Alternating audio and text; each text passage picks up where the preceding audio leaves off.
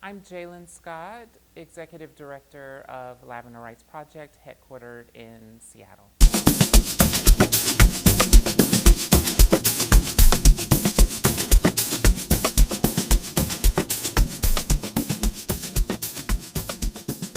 We are in the same space, physical space, as Polite Society, and we have had many casual conversations. So good to be working together and doing some flyering around the city for some of our fundraisers and events.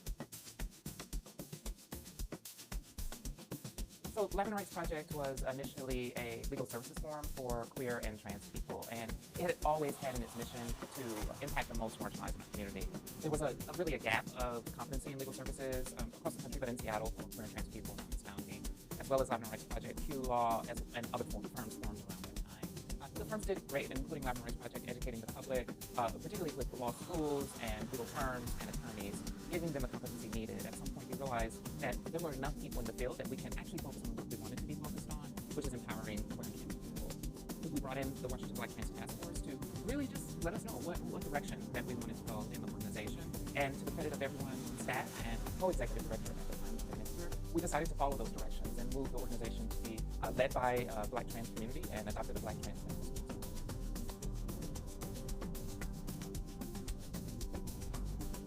We're hoping to really build a knowledge base in our community that understands that Black women, Black trans women, Black queer and trans people, because of our intersections of identity, those things that make us absolutely beautiful, and also that beauty that is intentionally targeted by those who wish us harm. So they give us a very specific lens that can be beneficial for our entire community, and we call that Black transfeminism. We honestly believe that people understand it. We don't necessarily believe that we'll ever be to a place where we don't have to fight, but at least that we're fighting effectively, that we have good strategy, and that everyone is included in all of their intersectional identities. We're coming up with approaches that are a lot smarter, and like I said, we're getting smarter.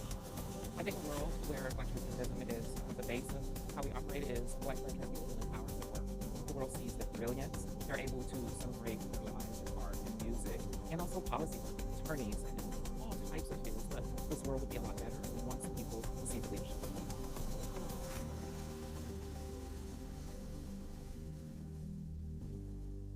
So in our leadership team and in the people that we advise, right, Black queer and trans community has for a long time had to form their own found families, right? And so chosen families. And within our chosen families, we have elders, we have youth, we have mothers and aunties. And it's not just a name or sort of like, play cousins, but we actually treat them deeply as family. It was very important for me and for our organization that we bring that culture, that family culture, into the work that we do. We have elders who have been in the field, like Miss Sharon Grayson, elder on Black transfeminism, Black trans rights in the country for 50 years in this country, and she helps lead our work and gives us the sense of where we've been, where we should be going, what mistakes she's learned in the past that we can evolve to make differently. In our youth, our young folk, especially, they inform us about ways that we can stretch our understanding of gender identity, our understanding of race, and we are so much better because of it. I think both interpersonally and personally, I know better how maybe I conform to gender expectations about myself, but they help me grow as a person, which allows me to lead the organization, our organization to lead the community in ways that is full and comprehensive for all generations.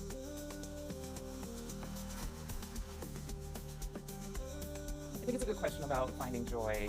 I spend a lot of time thinking about, this tension between doing the fight itself and identity-based work and celebrating ourselves and finding rest and renewal. I think if we were not necessarily facing the attacks that we're facing from our own government, from folks in our neighborhoods, in our cities, in our states, we would be finding ways to do rest and renewal and spirituality with each other. I was thinking a lot about, in the past month, Fannie Lou Hamer. I'm from Mississippi. It's a name that I always knew. And there is this phrase that she uses, or that we're very familiar with. And it's almost trite at this point because we know I'm sick and tired of being sick and tired. The way that I had always thought about that is that it weighed heavy on me, right? It's oppression on top of oppression. It's suffering of suffering. It's exhaustion, tiredness of even being just tired. And that shaped the way I thought about her and the work itself. But as I'm, contemplating and getting older and trying to find ways to rest myself, I rethought that quote.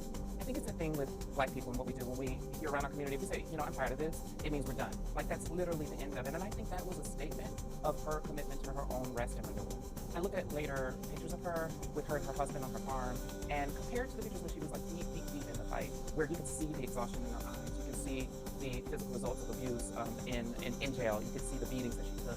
There was something so bright, beautiful, and I would even say sexy about how she showed up in those later photos. And so I think the way that we're finding, and I'm trying to find it now, is just reading the archives of Black trans feminist elders and learning how they came through, how they got through, as I say in Mississippi.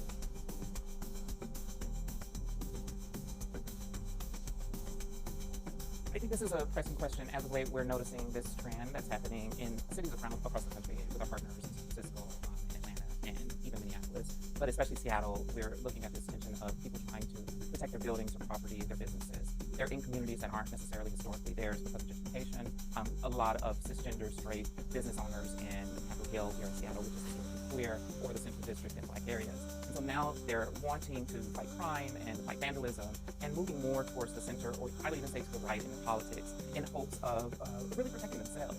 It's different from when folks ran businesses and were in business community and were it was of and by and for community, where you could go and find out who the people's parents were, who their family was, that may have been causing trouble, and come up with a transformative justice way to get through the issue and to protect your family and your assets. It's completely different now in returning to policing and increasing criminal measures, and that is deeply concerning because that will impact Black people first, Black, queer, and trans people first, and isolate them from their own homes. And so I think the way that businesses right now need to address their own issues with protecting their assets is to learn how to do community building, getting in community, going to events, going to churches, helping out, volunteering, right, offering their services for free or low cost, and see that as even better protection than policing, even better protection than insurance.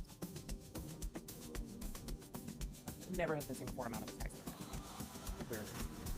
And we are facing this multi-millionaire, billionaire effort, right, by individuals who are targeting our community well. And they have been meeting since the 70s and having conversations about how to strip people of bodily autonomy, how to restrict our rights, how to control our bodies, and how to ensure that one type of person with one race are the people in power controlling everything behind the scenes. We don't have the same amount of money, though we do have the organizing power and will, and I don't think we will ever give up. If I had immeasurable amount of resources at this moment, I would form a think tank. I would do deep research, and I would come up with a project that is 2 times, 3 times more comprehensive and better than Project 2025, that uses the organizing power of our community, and that we would absolutely win with.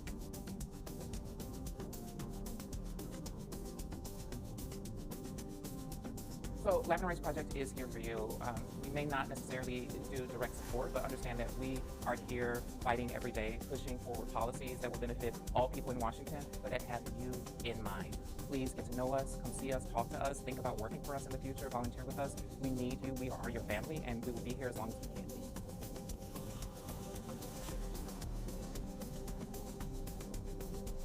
I could listen to Mr. Fateh Ali Khan's music for a very long time. I think his songs and spiritual songs renew me. I've often taken long trips across the country and just listened to him, and I feel like that every time I've listened to their spiritual sessions and Mr. Fateh Ali Khan's work, that something has grown in me, and it would almost feel like a retreat of being able to really dive into